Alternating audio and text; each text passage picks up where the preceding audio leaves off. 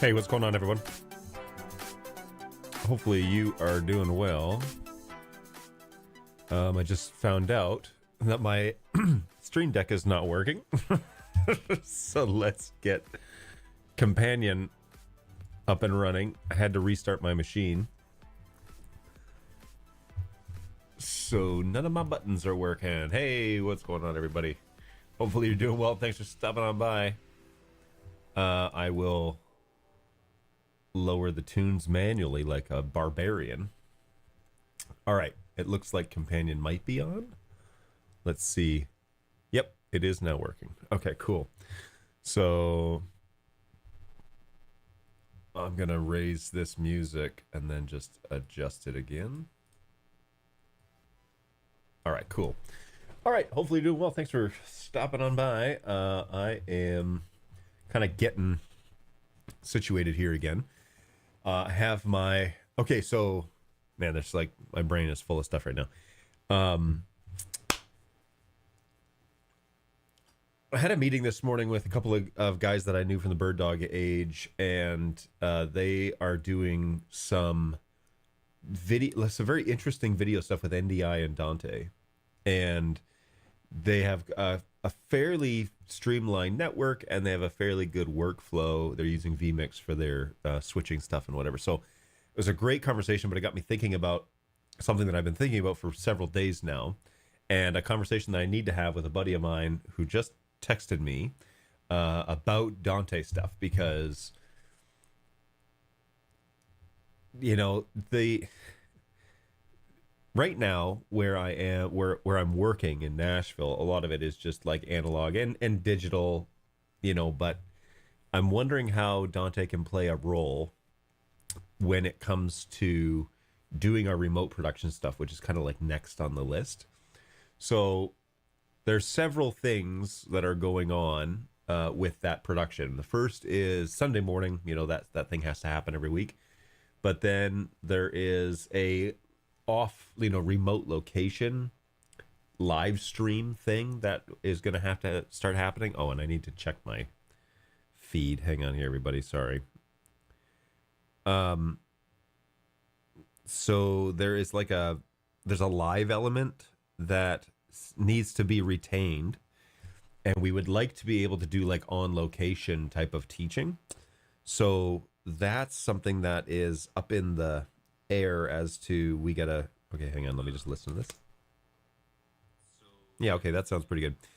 I'm just gonna kill this music because it's not adding anything to the show. Okay, so then there's like there's definitely the need for it to be live and not pre-recorded is kind of like where we're going next. And so we definitely want to spend the money and the time thinking through how to do it correctly. And then the conversation of, well, maybe Dante could be the way that we digitize the audio and get it back to our main production house. But like the workflow piece is still not 100% clear for me. And so that's the conversation I need to have with my buddy. I also need to open up, it looks like, my socials channel. There we go. And have a look-see and see what's going on. So what's going on, Chad? So, hey, for remote production, we swear by the Magewell Audio DX. We use a pair of them to transport 8 channels of Dante from the venue control room via SRT, including talent mics, talkback, and two-way intercom for all the camera operators. Ooh, I like that. Morning. I'm on a show all day. Can't hang out today. That's okay. We know you're busy. That's all good. So yes, so there is a need to do remote audio, remote video, a bunch of things. And I've been trying to figure out multiple angles to this, because first and foremost, obviously we need to have video come back. And the idea was, well, we could go NDI with that, or we could use a different protocol, or we could just simply like log into a shared service and use a platform to bring that across. So something like StreamYard, which is good, or Zoom. You know, a lot of people are doing Zoom rooms. but it needs to be set up to a place where we're pretty resilient in that, where it's not really like too difficult to reproduce it and get it working each time, and very little setup for the remote side of things. So we're flirting around right now with the idea of using StreamYard. That's just kind of like the initial, all right, let's just all get on a call and then we'll just have that video source ready to go. The question is, how do you do return feed, right? Like, so how does the person or the talent or the audience that's in the remote location see what it is that you're doing? So we need to think through how to do that. And then cost, right? Cost is always a thing, especially when you're working with nonprofits. It's got to be sustainable. I just don't have an unlimited budget. And so I have been very interested in getting into the Dante realm just here in my own home studio. I have an X32 core, which is not the X32 rack. Okay, I have the X32 core, which is an original Behringer product. They don't make it anymore. It's discontinued. But it does have an expansion chassis on the back. And you can buy the X32 Behringer Dante card, which would then give you 32 channels or 64. I can't remember. But 32 at least channels that you can route audio to and from that core over Dante. And that would be a great way for me to manage data here in my home studio. So I'm really interested in that. So I have the the controller on this machine, and I have a bunch of things going on that I would love to start experimenting with, because the Dante IP protocol is really one of the most popular audio transmission options out there, and it answers the questions that I have about the production side of things, getting it all IP based. Where I am in Nashville these days, like the company that I work for, the place that I work for, we're not IP based. We're actually SDI hardline because it's an actual studio. Latency is king. We have IMAG, a bunch of things going on there. So we haven't really converted over to NDI there. But I would love to get it to a place where we could convert the audio that we're using to IP so that it becomes a lot more flexible in terms of getting it around the facility, but also around the world. And so the other thing that I'm dealing with, and this is before we've talked about NAB at all, by the way, the other thing that I'm mulling around in my brain is virtual production. I would love to be able to cut this show from anywhere in the world using the equipment at the soundstage.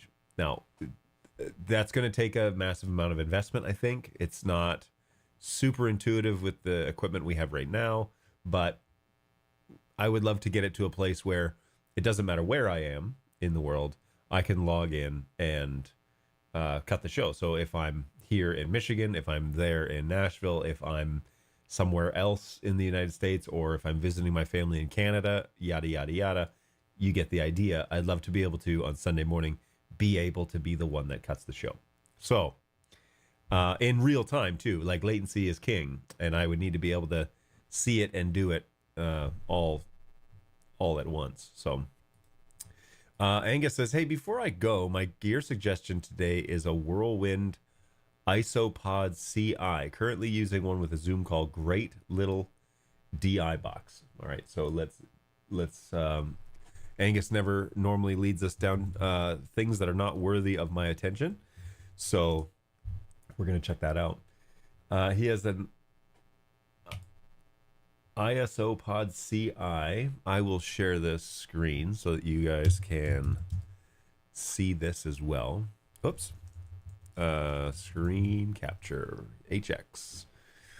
Now that I'm not banging the full NDI drum every day, I use what tools I need to get the job done, and on this poor old machine that I have, I can pick and choose. So here we go. This is what Angus is talking about. Looks like a little DI box for audio interface headset jack. So 3.5 mil. I mean, I don't see any red flags or anything that TRRS conference interface. Oh, that's cool. So it's left, right, ground, send. So Mike is the sleeve. Yeah, Mike is the sleeve. So that's cool. That is quite handy to have if I were to say so myself. You said though that you were using this at a conference. Is that what you said? Currently using one for a Zoom call. Working great. It's a great little DI box. What's going on, little Mac? Welcome back to the show. Good to see you again. Good stuff. A few software options. We have also used JackTip, which is free, and Unity Connect, the companion app for the Unity Intercom. Just you wait for the free SMPTE 2110 update for all the Blackmagic cameras. Yeah. I will wait. Morning. What's going on, Blue? How are you? Thanks for stopping by the show. I don't recognize your username, so thanks for coming by today. Always a pleasure to have you guys on. And we got some chatter in the box here, so that's great. So I'm also going to yoink, do this, separate this stuff out so that now I am streaming back over on Twitch. I have a grand total of 21 followers. So if you don't like the Google-owned YouTube, you can join me over on Twitch, and I can be found there. My handle there is John O'Canute. So it's same as YouTube. Look me up, and happy to happy to have you along over there if you don't like being over on YouTube. Okay, now I have a text message coming in here, so let me just double check that real quick. And the guy that I need to have a chat with is saying, yep, this is all possible. We should talk. So 100%. You're next. Let me know what your schedule is this afternoon, and we can get on a quick chat. I'd really appreciate that. It's helpful to have. So here's what's hilarious is I have had friends I made a lot of friends. This guy I've actually known for quite a while, but he was my entry into the NDI world. He basically made introductions for me to work with Bird Dog. And then 6 years later, a lot of those guys in the Bird Dog NDI world have moved on to other things, but they're still all in the AV industry. So they're all working for like major companies. So, you know, you may have seen that like Eamon has started with Atomos, and he's over there. I don't quite know exactly what he's up to, but I know he was at the show. So he's busy now with his he's at the executive level. So that's exciting. And I know Atomos is reinventing themselves in many ways. So having Eamon on board will be a great asset for them in the coming years. So hopefully all the best to him over there. Many of you know that Jake, he had stepped away from Bird Dog before I did, Jake Feynman, and he took a job working for a group that does a lot of live streaming. He is like their NDI go-to guy and Dante go-to guy. And whenever I have like integration questions or whatever, man, I talk to him all the time, probably once a week at this point. Great resource to have, not with Bird Dog necessarily anymore, but still using a lot of Bird Dog equipment and doing a lot of high-level integration for big places. And so it's exciting to have him as a resource, kind of in my, you know, as a guy that I can text. That's pretty fun. I'm trying to think like who else. There's, you know, just people that I've known. Oh, I've a guy that I worked with at Bird Dog on one of our distributors. He commented on a YouTube video that I did the other day, and you know, I just was like, oh, hey, we should catch up. So finding out what he's up to, and just good to kind of like touch base and see what's going on. So, oh, what's going on, Brayton? How are you? I know who this is. There. Now that you've changed your icon, or at least maybe your icon came through, then now I understand. Good to see you, man. So Brayton is the repair tech over at the Bird Dog support office. I think he's still the repair tech. I haven't really heard too much from those guys. So hopefully you're doing well. Yes, I am. representing Kibo. The unofficial sponsor today, the unofficial not sponsored today is Kibo Group. If you don't know who they are a group that do great work through coffee in Africa. So yeah, just look up Kibo Group International, and this is what their logo looks like. And they do good stuff. And I know several of the people who are involved or have been involved in that work, and it's always good to represent them as we go along. So cool times, everybody. Love it. Hopefully you're doing well, Brayton. Hopefully things are going all right over there. I won't ask you to update us here on the show, but I should probably connect with you. I'm in Nashville again this weekend, so back down there. I'm there a lot, but I'll be doing some integration stuff and then doing some camera operating stuff on Sunday morning. So I'm pretty excited about that. Looking forward to that. What is going on, Balu, over on Twitch? Hey, we've got new ramen. I got to give it to Brayton so he can give it to you at church. That would be amazing. I'd be all down for that. Matter of fact, if you tell me what it is, I can order it and then we can just all eat it at the same time, like the old days. What is it? Let me look it up. I want to see it. I don't know if you guys had been able to tune in earlier to previous shows, but when I was down in Nashville, I met a Texan, and that Texan gave me dry roasted scorpion pepper pistachios. And so I'll let that, man, these things are next level.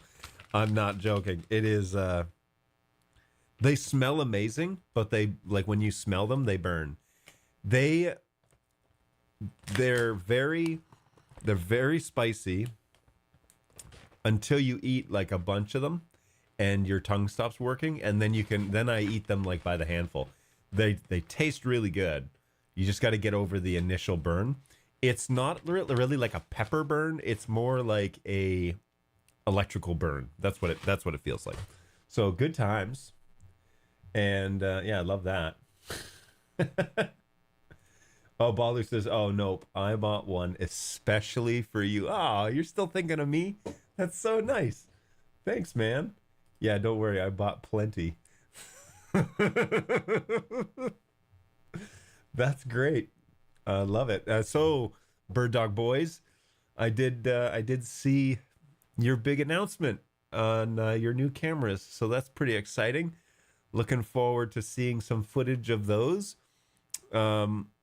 Officially, I placed my gripe and complaint on Monday. I did a show on Monday, and I was saying, where's all the videos? Like, where's all the marketing? Where's all the announcements? What's going on? Like, why aren't we posting from the show floor? And made a big complaint about I didn't see much by way of video from Bird Dog at NAB. And I also noticed there's no support people there. What gives? This is 2 years in a row. Don't they know better by now? So, yeah, I was hoping that one of you guys would appear on camera. One of you guys would appear in the photo, but evidently they just wanted salesmen there for some reason. And I know Josh was planning on going, which probably would have been the support aspect of things, but something came up, so he couldn't make it. So anyways, yeah, bummer, man. I was hoping that there'd be kind of more chatter, more opportunity for, like, you guys to have some more exposure. Not you support particularly, but just, having more, having Bird Dog have more, I don't know what I'm trying to say, like, more time to be discovered. Let's put it that way. So I don't know what was going on there, but I'm glad to see that you guys are jumping in here and hanging out for a second. That's always fun. Oh, and now Little Mac, hey, now I'm over on Twitch. Well, welcome to Twitch. Always a pleasure. Same show. Unfortunately, same. I hesitate to say the word talent. But, hey, it's the new creamier carbo flavor. Ooh, that sounds good. I'm down with that idea. All right, well, since I don't I don't necessarily see you guys very much these days. Yeah, get it to Brayton or keep it there at the office, and I'll swing by and pick it up. But hopefully you guys are doing well. I don't know. Are you guys locking the front door now that I'm not there? Does Josh have you lock the front door so I don't walk in?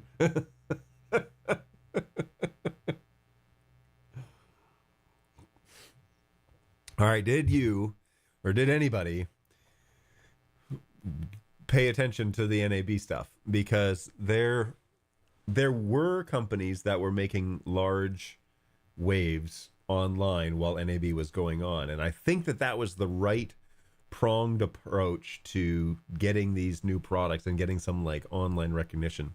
So on Sunday, Monday, Tuesday, I was basically scouring the internet for any like man on the street interviews, anybody that would like, you know, any marketing materials, any photos, anything like that. My gripe with the bird dog marketing tactic was by the end of the first day, which the team had been there since like Thursday, there were 3 pictures. And I was like, wait a minute, like, come on, guys. You've been there for hours on hours on hours, and there's 3 photos at the end of day 1. So I was expecting a photo dump, you know, like somebody to be doing that. But I don't think, it didn't look like they took Alessandro this year. And I know that money is always a question about how much are you spending versus how much are you saving on something like this. So I totally get that. But, you know, everybody has a cell phone, so they should have been taking pictures. That should have been part of the MO. So that is, it was disappointing that I didn't see more from the companies that I really like. To be fair, there wasn't really a whole lot from like Black Magic, who had a lot of announcements. And there wasn't really a whole lot from like VizRT. Now, they did have their sales team on camera in Viz, you know, formerly TriCaster, formerly NewTek. Viz did have several people come and interview, like Jeremy Morris and those guys. And those guys are well recognized online, even though they don't like do a live show or something like that. They are well recognized as representatives of the company. So I felt good about seeing him pop up multiple times talking about Viz and about what it is that they're up to.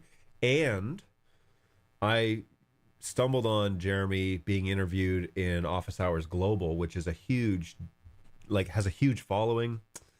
I really wish people would pay more attention, because you need to like get on those guys' circuit, you know. So it would have been helpful. I didn't see them go to the Bird Dog booth.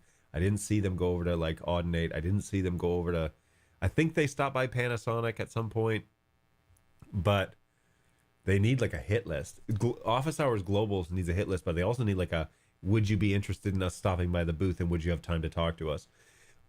You know, on the flip side of that, I hope Bird Dog was extremely busy, that they didn't have time to take pictures because it was nonstop. But this year the announcements were fewer. There were three cameras announced, which is great, as long as they're ready to ship. And I know that they ship, I think this month or April is what Dan said to his. I only saw one man on the street interview with Dan, and that was with Tom St. Clair, who loves Bird Dog. Like, there's no way at an NAB show Tom's not going to show up at the Bird Dog booth at least once. And so that's a given, you know, like that is obvious that, okay, this guy's going to be here. So I was really hopeful that there would be more, but I didn't see anything. And that's when the people like myself who are not at the show are watching. Like, we're paying attention. We want to hear more about the show because we can't make it. There's one side of this philosophy which says, well, if you didn't come to the show, you don't get to see it. That I desperately think is the wrong mentality. I think you don't make the online experience better than the in-person experience, especially because you get to touch the product when you're in person. But you definitely need to show people what they're missing, why NAB is so great. And that could help NAB grow, but that could also help you draw more attention to yourself next year, as like, don't miss, you know, us at the Bird Dog booth, because, you know, you get to have all these like cool experiences. So I really felt like that was a missed opportunity for a lot of companies, not just for Bird Dog. No, we don't lock the door. Just call. We'll let you in. To be fair. Like, wait, to be fair, you lock the door? No, truthfully, I mean, I'll rag on Bird Dog because they're my former employer, and I am very hopeful for this next year. Like, I think the promises that are being made from these cameras out of the executive's mouth at NAB this year is, if those things are true, that's great. It's a good step into a space. You know, NDI HX is not for everybody, and full NDI is not for everybody. You kind of have to pick and choose. HX is a new realm, you know, that an HX only camera is a new realm for Bird Dog.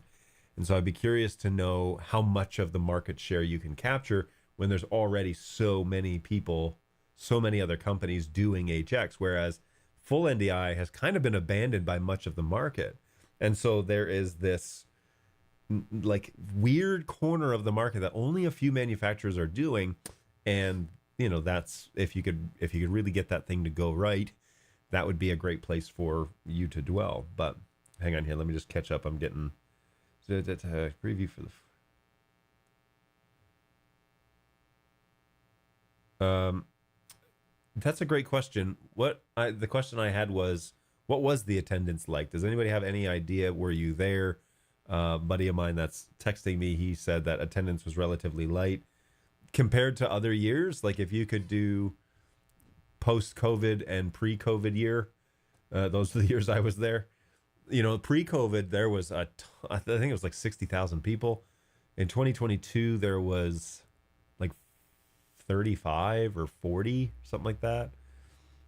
And if it's light, you know, if it's a light year, then that's tough. But North Hall is under construction. Busiest booths were Blackmagic and AWS.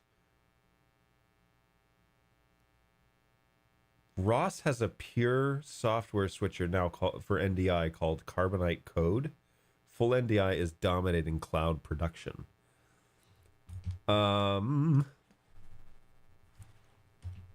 Interesting. That's very interesting. I would love to know. Well, I guess you and I just need to have a phone call. Maybe you should just come on this show and we can do it that way. But you know, we got some options here. Being at NAB is always better than seeing the stuff online. Always. I agree. Being there is always better. Nope, you said to be fair. I agree that being there is always better. I was lamenting that I wasn't there. I really felt like I was missing an opportunity to understand where the industry is right now, and I would love to be there next year. I think that's my plan, is to go, as you know, to make a plan to go to it. But it doesn't mean that the online experience for NAB needs to suck. That's, I think, my point, is should be the priority. You should be showing people, hey, come to NAB next year because you get to see so much more than what we're able to show you online. But to not show up at all online is a missed opportunity that will have ramifications for your exposure later on. Because you want to show that you are at NAB, you want that stuff to live forever online, but you also want to be able to show, here are the features, here are the products, here are the people. We're real. We're not just a corporate entity. We're not just here to churn out products that we don't care about you or the customer. We don't care about your workflow. We just, like, it changes you from being faceless to actually being human. And that was one of the great things that I loved about doing, like, the show, the Bird Dog support show, and doing things like going and doing the live podcast booth that we did at Bird Dog in 22. It gave a very real sense of, this is who we are. And, we're approachable. We're real people. We want to make this stuff the best. And actually, people gave us a lot more grace than we probably deserved, because we were human, because we were available, and because we had a presence, and we piped all that stuff out online, which I think helped us immensely. So the House of Worship world has proved the limits of FOMO attractional come and see approach to marketing. True. Say more about that, Chad, because I'd be very interested to see that. Sounds like they need to hire a professional streamer with a growing Twitch or YouTube audience to do the show at their booth. Yeah, I don't know. The only problem there is qualified growing audience. Yeah, if I could compete with my previous audience, which currently is like 500 subscribers. I said this the other day on the show. I have almost double the subscribers. Bird Dog John has almost double the subscribers since I stopped streaming. What does that mean? In order for people to like what I was doing, I just need to stop talking. Oh, that was sad. Anyway, I'm kidding. I definitely. Anyways, I was lamenting. I was thinking, man, this is the year to be a presence online while also being at the show, because a lot of that goes along with, hey, I was at the booth, and then they click on the video and they watch. From what I can tell, the only video that was done live and uploaded while NAB was going on was Tom Sinclair's. And yeah, I wanted more noise, Now, who was posting like crazy? Kill of You, Magewell, your competition. And so that was interesting. That was an interesting thing. I find it would be great if Bird Dog had somebody, that could do a live show from their booth. I actually thought it was such a great element of what we were doing. It was so fun to be like live on the floor and record. We recorded those locally, and then I uploaded them later because our connection to the internet was brutal. But we recorded multiple interviews, and then we posted them almost right away, like a week after. And I think those interviews got traction because people were at the show and they saw the booth and they saw me doing interviews, and they saw Bird Dog had something going on with lights and cameras and microphones and everything. And then they were scrolling through our stuff and saw NAB 2022 and click on, oh, I was there. I remember that booth. I remember, oh, here's what they were recording, So all that stuff is kind of missing now, and it's probably money, but whatever. So I mean, there's a reason Nielsen's rating moved from live plus 7-day models, and why on-demand viewing has become most popular. You have to meet people where they are on their own schedule.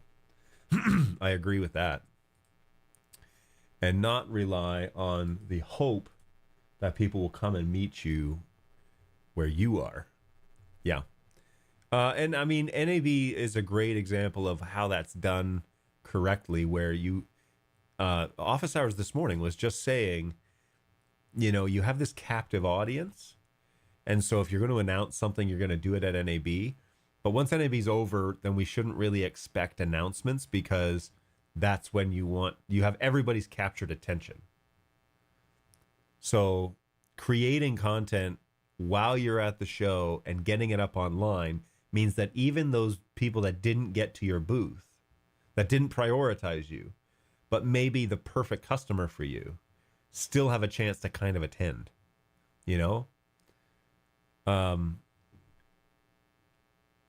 even something like a 360 camera where you could record it for 10 minutes and put it up on YouTube, and then people could just sit there and look and watch the booth kind of operate and happen and whatever. Like, there are so many good ideas of like, hey, did you miss us this year at NAB?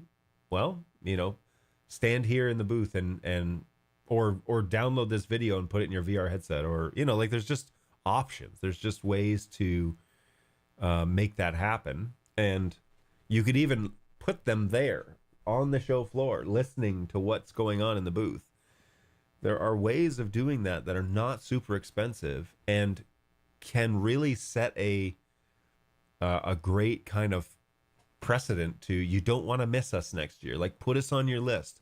Make sure you prioritize this. That I find is, pretty important. So, you can always ho hum about what you didn't do.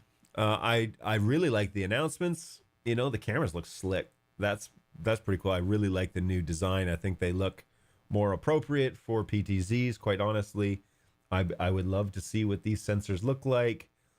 I want to see some real world footage just recorded and put up online, but marketing departments don't typically do that.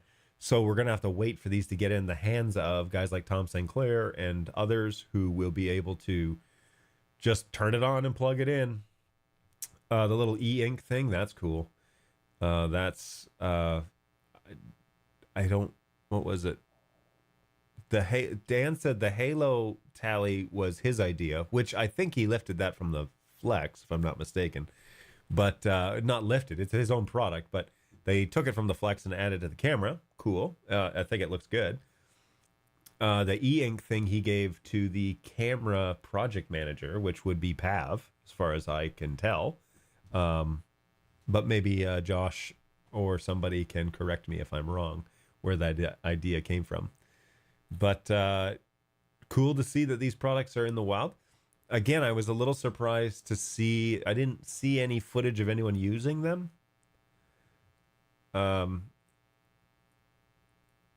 So, I didn't see anybody controlling them with a keyboard, and I didn't see anybody looking at footage on Studio Monitor or anything like that. So I thought that was a bit odd. What I liked the most about the BirdDog announcement was that what they didn't announce, specifically the higher level cameras that are yet to be revealed. Well, isn't the X1 Ultra kind of the high level of that version? You would think, right? Now, the Mackie... Wait. I thought Mackie was Mackie Ultra. Is it not? BirdDog. So today's a travel day, I guess, for the team, because they'll all be headed back to Australia. Now, there are many Australians there and a handful of U.S. sales representatives. But there was one European rep, and then there was, Mackie Ultra. Make the killer image is what the verbiage is. What's going on here?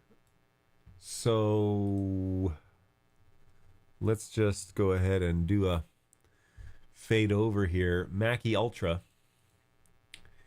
What is a Mackie? Does anybody know? Why this name? Does it say on the website? This powerhouse combines lightning fast autofocus and 4K 60 capabilities. So Mackie Ultra, is that implying that it's like making a MacBook Pro but not making a MacBook, right? So I'm assuming that there is a lower level version of this coming out. Is that what I'm to assume? There were 5 blurred out spots on the X page. X1 and X1 Ultra would only be 2 of them. 5 blurred out spots? What does that mean? On what page? On the X page.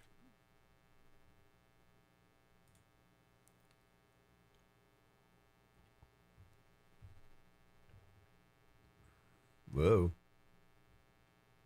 I mean, it is a cute looking camera. It's under $1,000. However, I did see this camera in a different form factor somewhere else online. So, this AI tracking,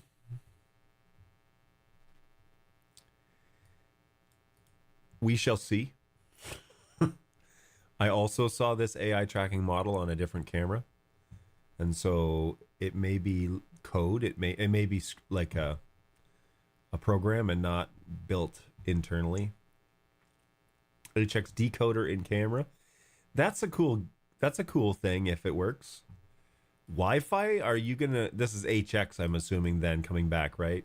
Yeah, this decoding HX. Does that mean that the signal being sent to this needs to be HX, or will it downgrade it to HX on board? I can't imagine that it will. Um, e-ink label. Honestly, it's a cool idea. I really like it. Dual network output. X1 Ultra combine NDI HX and SRT RTMPS or RTMP for seamless on-prem and remote.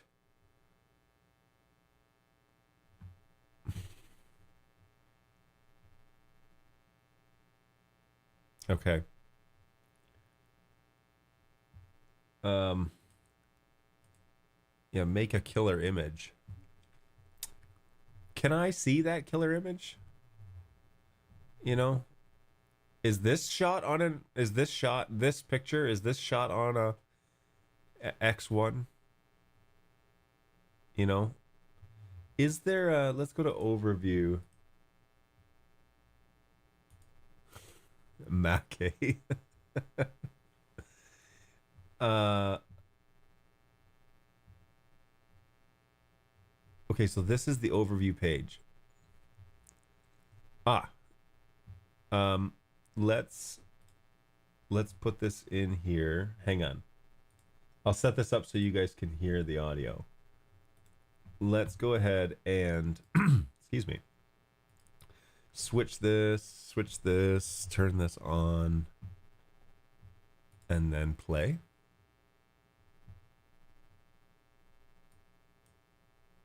Come on.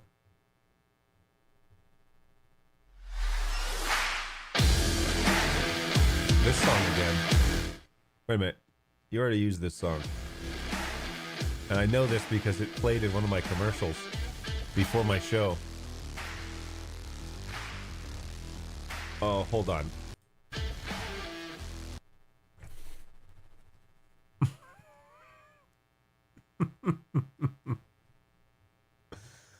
Anybody know why this annoys me? Because it's the 100 subnet. That's why.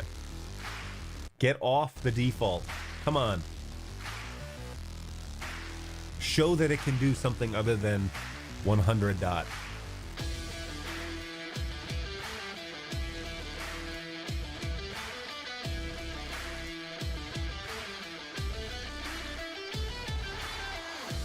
Is this shot on a... Are these shot on a... What do these pictures have to do with the camera? Are these shot on an X1? Or X1 Ultra? This. Is this X1?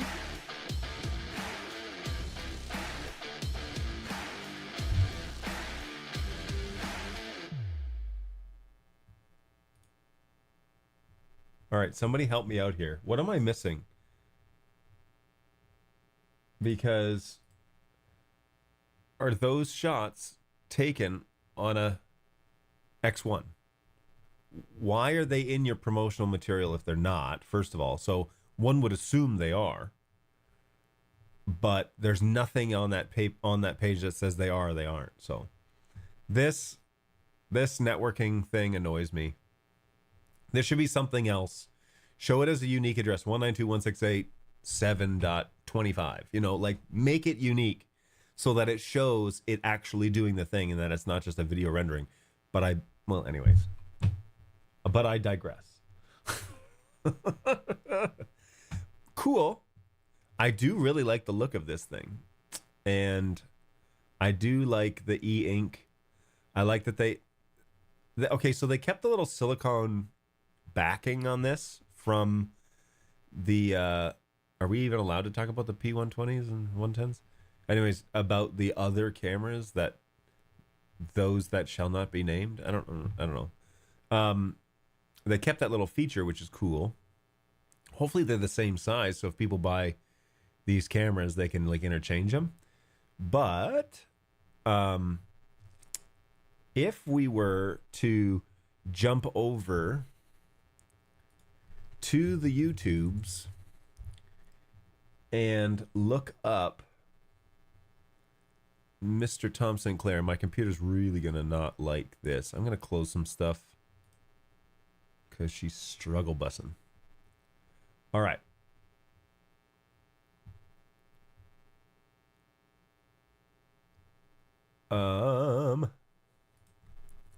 Tom Sinclair.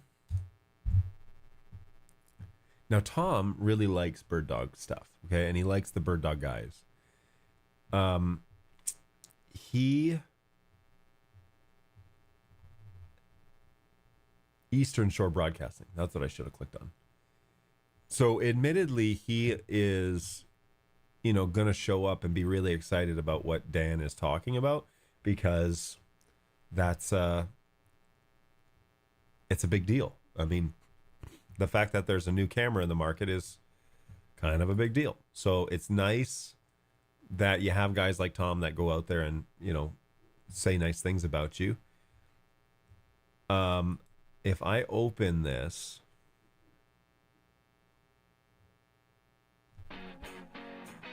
my wife might be home. Oh wait, no, there's no way she can be home right now. Huh. All right, so this is Tom's show. We won't do a watch party on it just because I want you to go and watch his.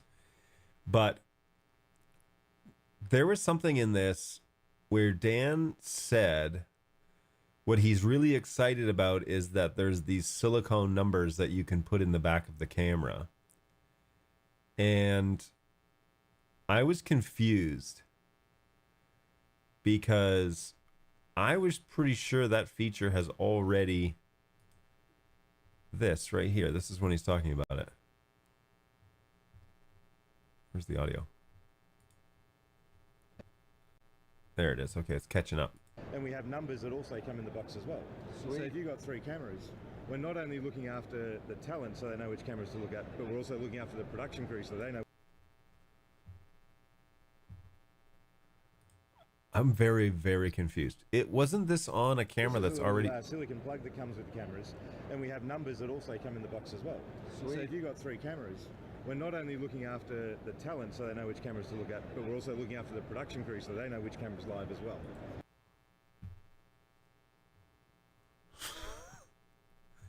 Am I missing something?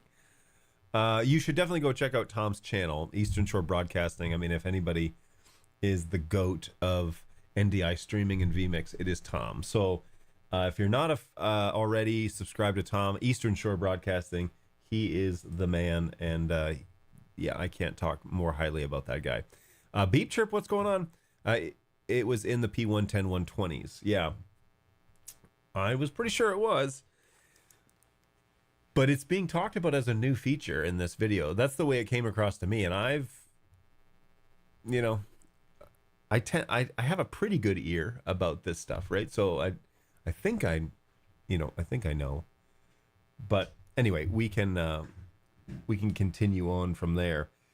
So, let me go here. Beep Chirp comes back with, yeah, I was very disappointed by the HX only nature of the new line. I didn't notice that. Something's up. And I don't know what that means, but all the other camera lines being rebranded as to previous lines. Well, that goes back to probably what's going on with the Boland stuff. And so these cameras are a part of a new fleet from a new manufacturer. And that's all well documented on Reddit. And so if you are interested in knowing that, I'm not saying anything that isn't out in the wild. Again, Office Hours said something about, well, things aren't going so great with Bird Dog and Boland, so, we'll be anxious to see what they come out with here at NAB to kind of replace that line, that product line. So hopefully there's a better support plan with these new cameras because, getting parts and when they get discontinued and all that stuff, that was all a big challenge. And so now with these new cameras, I hope that there's something worked into the new deal where there are parts supplied with new cameras as they are sold and not as an afterthought of, hey, we don't want you to make 10 new cameras. We need 10 new kits for repairs. Because you don't really make any money on repair kits. You make money on new purchases. So, it's an interesting place to be when it comes to that actual conversation about new camera lines and manufacturers and that sort of thing.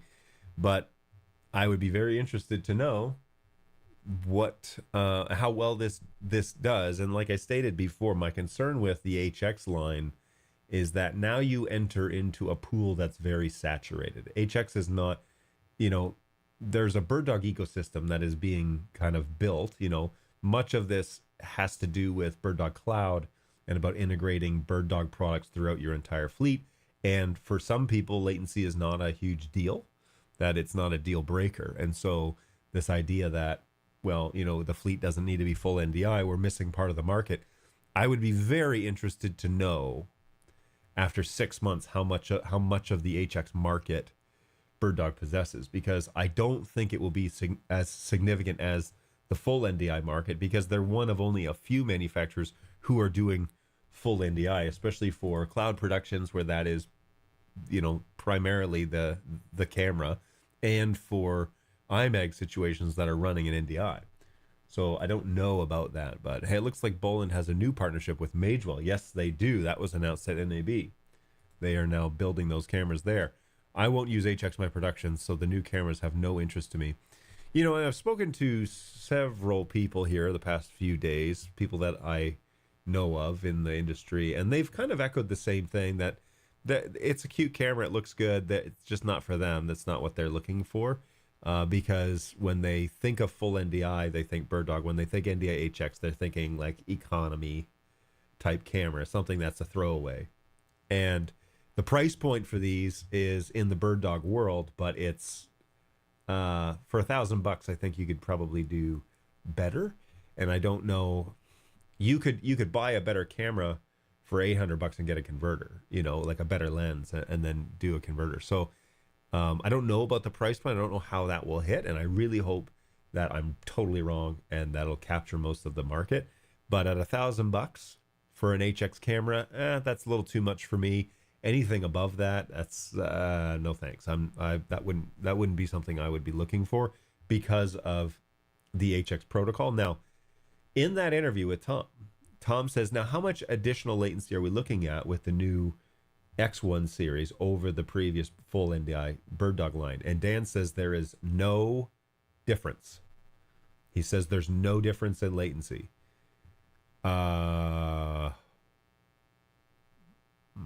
Okay. I would love to see that comparison footage.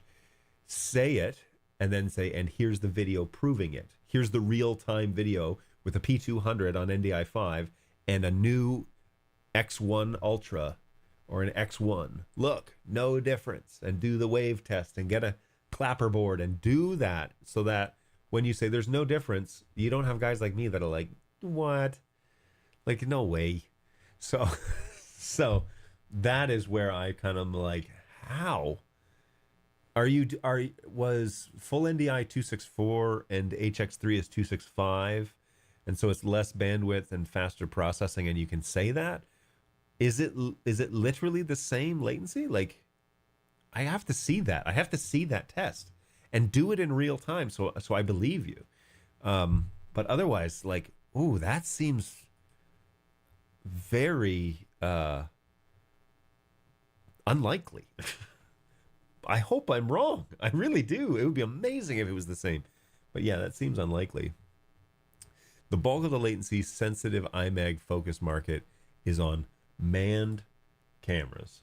It's true, Jen.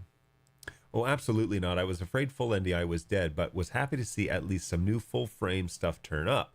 But may end up buying up into the Dante AV system or making the jump into 2110, SMPTE 2110 stuff. That cannot possibly be true. I just can't. I find it very unlikely, and I hope that it is true, because that would be groundbreaking to have the same latency for NDI5 full NDI and NDI5 HX.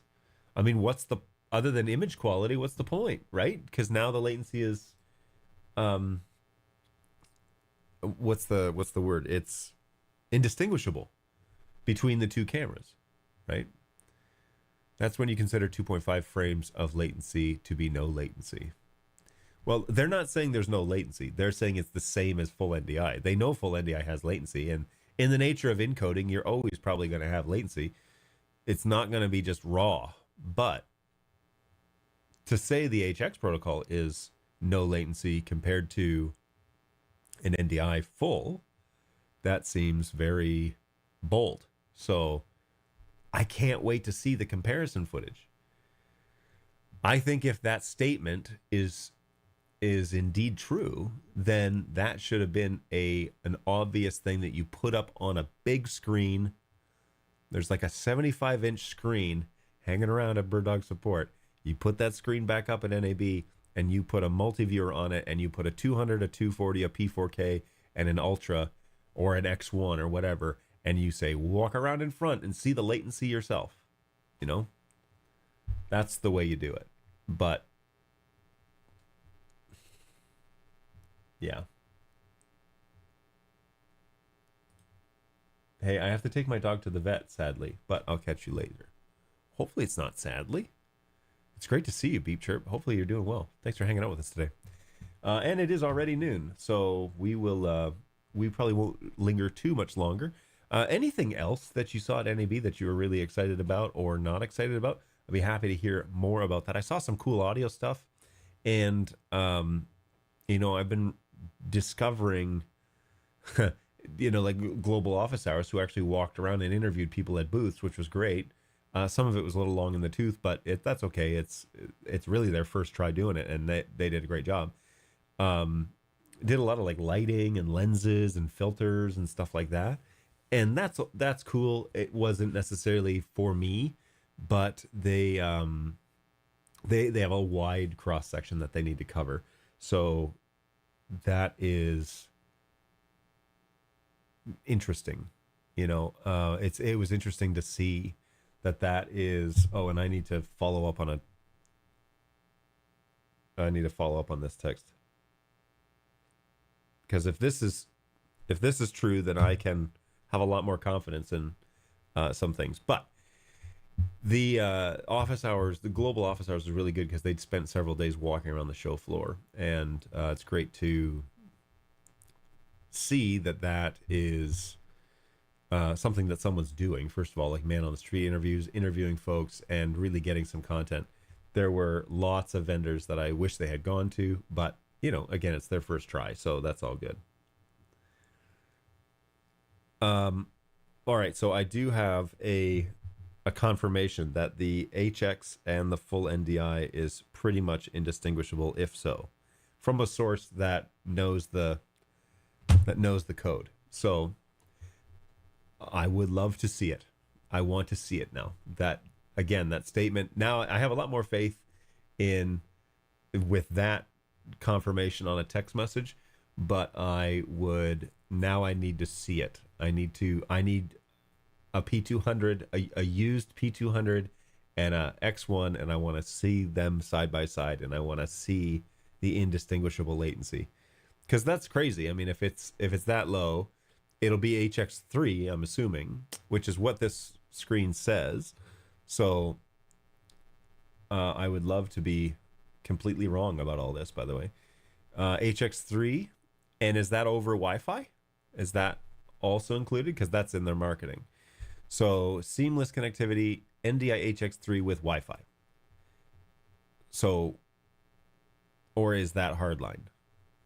Or does it matter? Does it make no difference whatsoever? Certainly it makes a difference. But, cool. Superior network performance by HX3.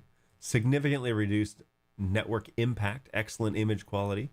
Meaning that it's more friendly in more network environments. BirdDog NDI HX3 delivers quality and performance that you can count on. All right. I mean, let's go. If I have multiple sources, not BirdDog sources, not BirdDog sources saying yes, it is just as good, then that has a lot more credence. But confirmed, Wi-Fi is a totally different thing. So,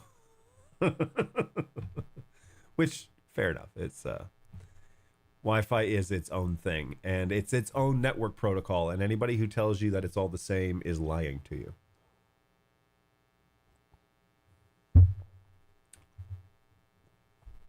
All right. Well, good stuff there. Thanks for anybody who's joined us over on Twitch. I will start sending this out via Twitch more. My Facebook connection doesn't work anymore. So I don't know what that deal is, but I'm probably just going to end up deleting that until apparently I have to have more followers on Facebook in order for that to be a real thing. I think it was a glitch in their system where I was, I don't know, given access to something I shouldn't have been, but all good. All right, I will. All right, so I am flying out to Nashville this weekend to do some work down there and spend some time with the good folks down there trying to do a little bit more integration stuff. We are running those studio cameras now, and we have purchased the converters, which are basically the one cable connection for a Blackmagic camera. And so we've got those, which we're going to integrate this weekend. And then we will be, I'll be doing cameraman stuff this weekend. And then I think the next time I'm down there, I'm actually calling the production. So that'll be fun, which will be in, 3 weeks time, 3 weeks time from now. So a lot of irons in the fire, a lot of things going on. Plus I've got some other guys that are kind of contracting me out. And so kind of one of the final things that I'll mention here before we officially sign off is I am planning on doing a little bit of freelance work. And so if you have networks or if you have cameras that you need a little help with, I can be contacted for those sorts of things. And so let me know if you have any of those sort of questions. I've kind of an hourly rate, or depending on if I need to go on site, that's a different type of fee. So let me know if that interests you at all, and I can definitely be used as a kind of freelance consultation work for the foreseeable future. So just throwing that out there, folks, and we will get after it in probably next week. I'll be back, and I'll be back on Monday. And so next Thursday, probably get back online and spend another hour. I will stream to Twitch, and I will stream over to YouTube as well. So feel free to join us next Thursday, right? I said Thursday? Next Thursday at 11 o'clock Eastern time right here. And hopefully you will join us and join in the conversation, and we'll go from there. So take care of yourselves out there, folks. As always, it is a pleasure. Take care of yourselves. Take care of each other. And we will see you in the next one. So take it easy, guys. We'll chat later.